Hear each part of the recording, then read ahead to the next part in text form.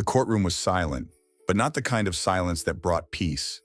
It was the heavy, aching kind that pressed on Landon Hayes' chest like a verdict before the verdict. Fluorescent lights flickered above, the fan spun weakly in the corner, and the smell of old wood and sour coffee lingered like a bad omen. The judge looked down from his bench with eyes that didn't see a person, only a label. Gay, poor, disposable. They said Landon broke into a local pawn shop, that he stole watches and cash, that he was caught fleeing. The truth. There were no fingerprints, no surveillance footage. The only evidence, a vague eyewitness from a neighbor who'd once spat at Landon in the school hallway and called him a disgrace. He sat in that courtroom wearing a borrowed shirt, hands trembling on his knees. 17, still in high school, honor student, scholarship finalist.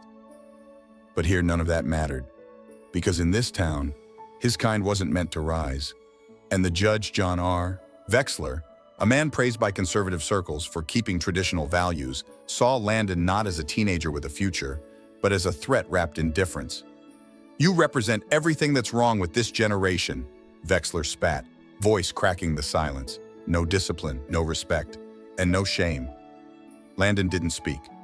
He'd been taught since he was a child that in places like this, truth wasn't enough to set people like him free. The gavel fell. Life imprisonment. Without the possibility of parole? His mother gasped, the sound small, sharp, and suffocating. A woman who'd scrubbed motel toilets for 15 years just to keep her boy in school and off the streets, now watched as he was led away in cuffs, her face drained of color. Her scream never left her throat. But Landon, he didn't cry, didn't beg, didn't flinch. He simply asked, "Can I make one phone call?" They allowed him that, maybe out of pity, maybe just to follow protocol. In the back room, under flickering lights and the bored gaze of a deputy, he slowly dialed a number he had never called before in public, not once, not in 17 years. But the digits lived in his head like scripture.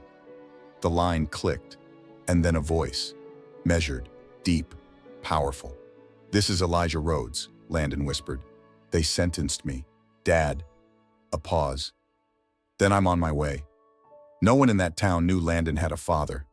Fewer knew that Elijah Rhodes wasn't just any man, but the sitting United States Attorney General, one of the most powerful legal authorities in the country, a man who'd buried a truth for decades to climb a ladder built on secrecy.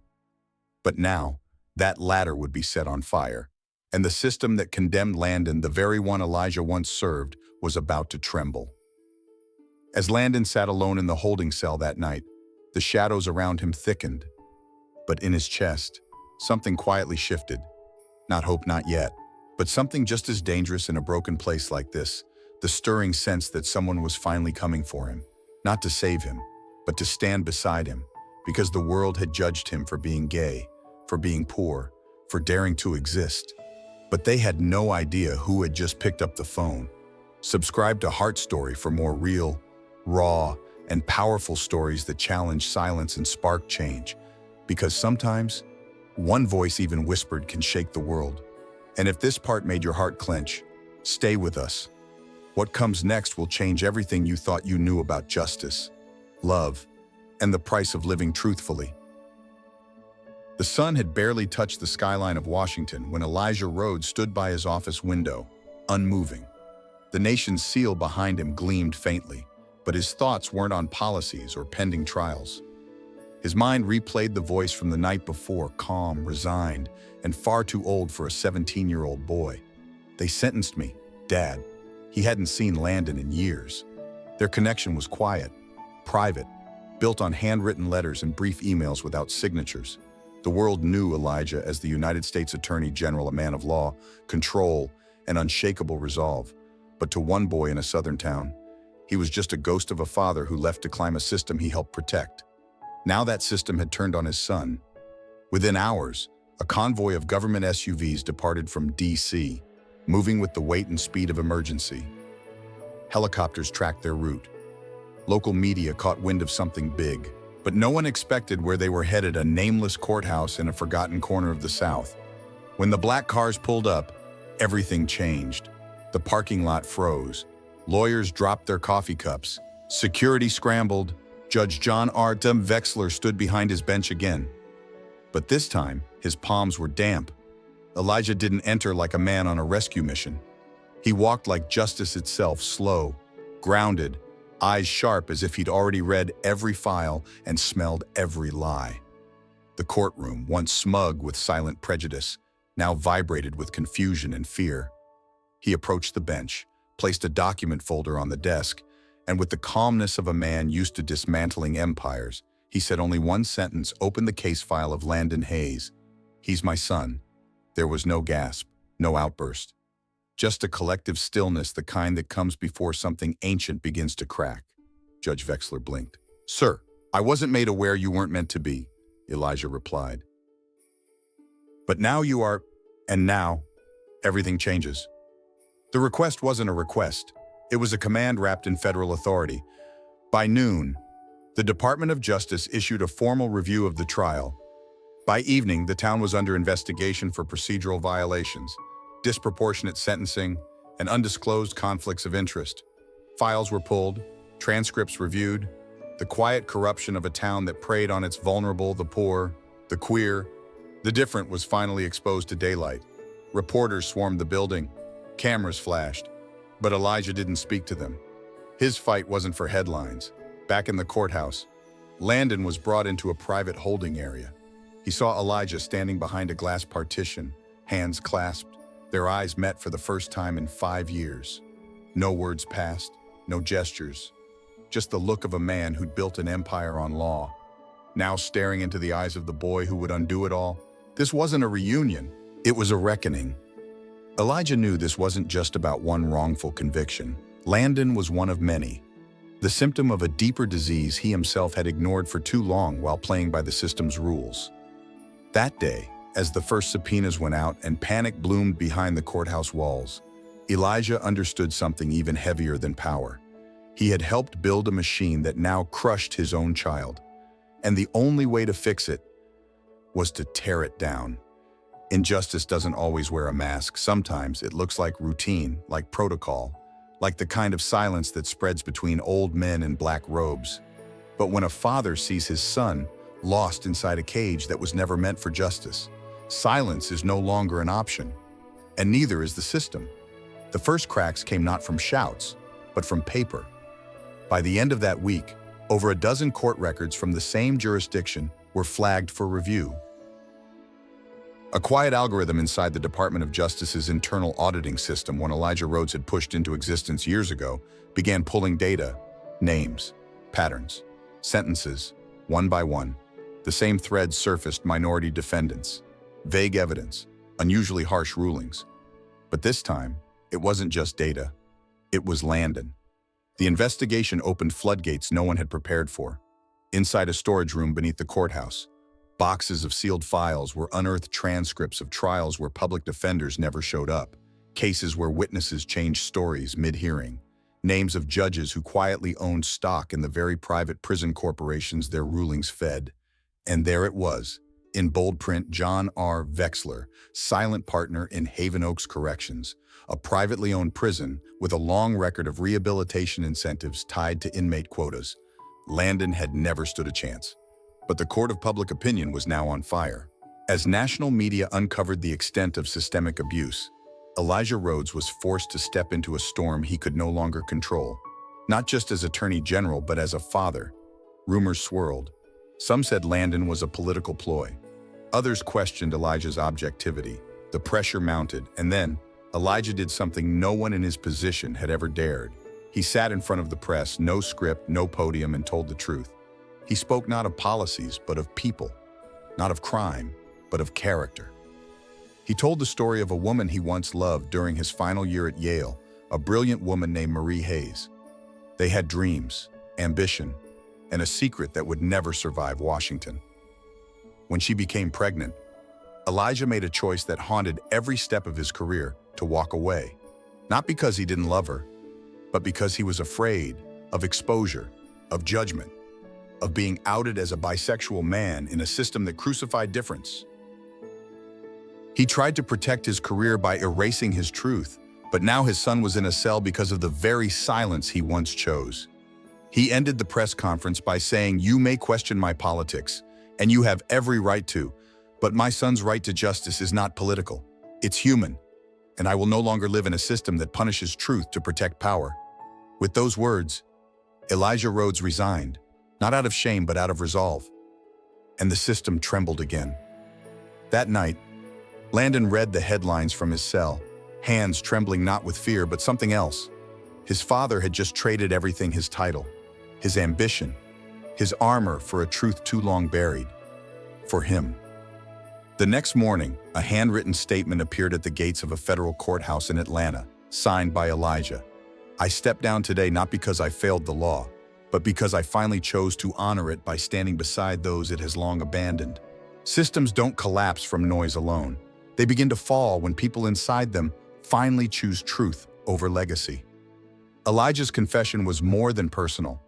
It was the first stone thrown at a glass tower long thought indestructible.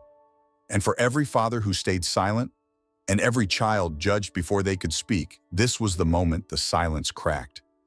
The air outside the courthouse was thick with tension and news crews, but inside it was quieter than expected.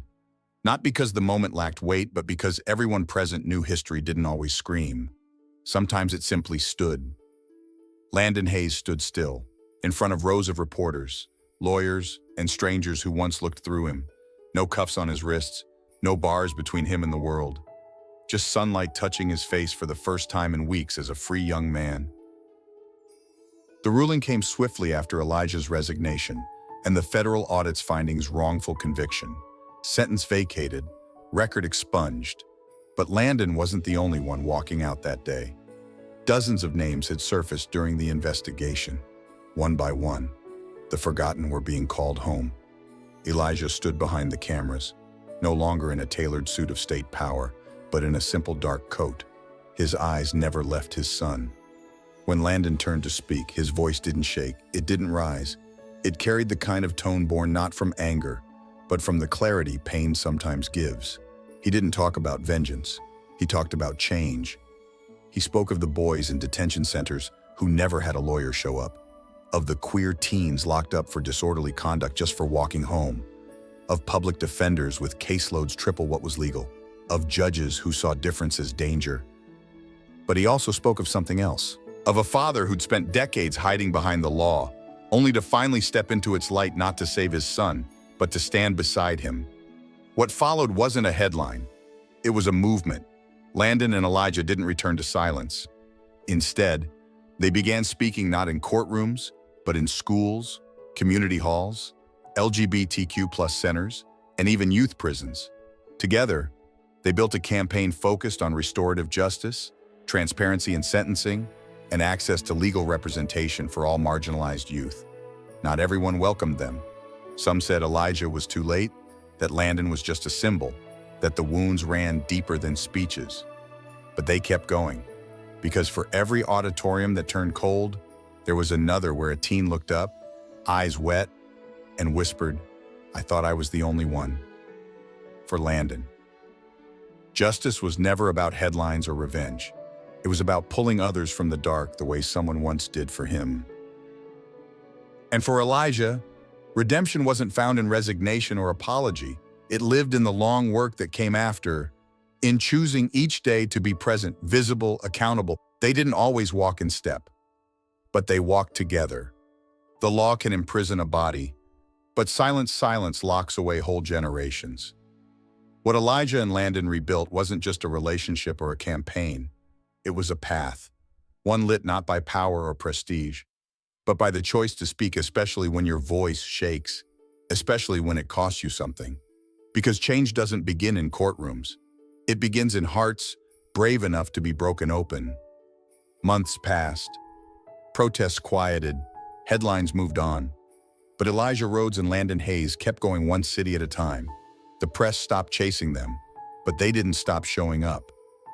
At high schools where lockers were still carved with slurs, at detention centers where boys slept under flickering lights and broken ceilings, at policy meetings that still confused reform with delay. They were no longer the center of a storm, but they had become something harder to ignore: a compass. That spring, Elijah returned to Washington, not to reclaim his former title, but to meet with a group of young lawmakers drafting new federal oversight policies for private prisons. It wasn't power he sought. It was prevention. Landon joined by video, speaking to the committee with the quiet clarity of someone who had once stared through bars at a future slipping away. The room listened. For a moment, it almost felt like the battle was turning. Until the envelope arrived, no return address, just his name. Inside, a single photo, glossy, high resolution. It showed a man in a tailored Navy suit smiling, mid-handshake surrounded by a group of familiar faces. Men Elijah recognized from his own past and from the investigation. A judge, a district prosecutor, the former CEO of Haven Oaks Corrections, all smiling. All untouched. On the back of the photo, scrawled in a tight, slanted hand, "I built this system from the foundation. You two only scratched the door." Elijah's hands tightened around the image. His breath stilled. He wasn't shocked, just reminded. The networks they'd exposed were not scattered cracks. They were roots thick, hidden, feeding on silence. Landon had been just one of many swallowed whole. And for every corrupted judge who'd resigned, there was another slipping through with a handshake and a check. Later that night, Elijah shared the photo with Landon. The boy said nothing, just stared at it, then nodded. And with that quiet nod, the next chapter began. They were no longer trying to fix the system. They were now dismantling it. From school board meetings to bar association hearings, from small-town radio interviews to behind-closed-doors legal briefings, they kept digging, kept naming names, kept pulling threads until someone pulled back. Landon no longer stood in his father's shadow. He walked beside him not as a symbol, but as a strategist, a survivor, a leader. What had started as a single wrongful conviction had become something deeper, a truth bigger than law, bigger than politics, that silence is the currency of injustice. And sometimes, the only way forward is to burn down the door they tried to lock behind you. If someone had told Landon, on the day he was sentenced, that he'd one day be part of rewriting the laws that once condemned him, he wouldn't have believed it. But justice is rarely a single act. It's 1,000 small choices, made again and again, even when no one is watching, especially then. And when a father and son choose truth over safety, not just once, but every day, they become more than a story. They become a warning and a light. What would you do if the system turned on someone you love? Would you risk everything to stand up, even if it meant losing everything you built? Share your thoughts below. Subscribe to Heart Story for more powerful journeys of truth, justice, and redemption. Because some stories aren't just told, they're fought for.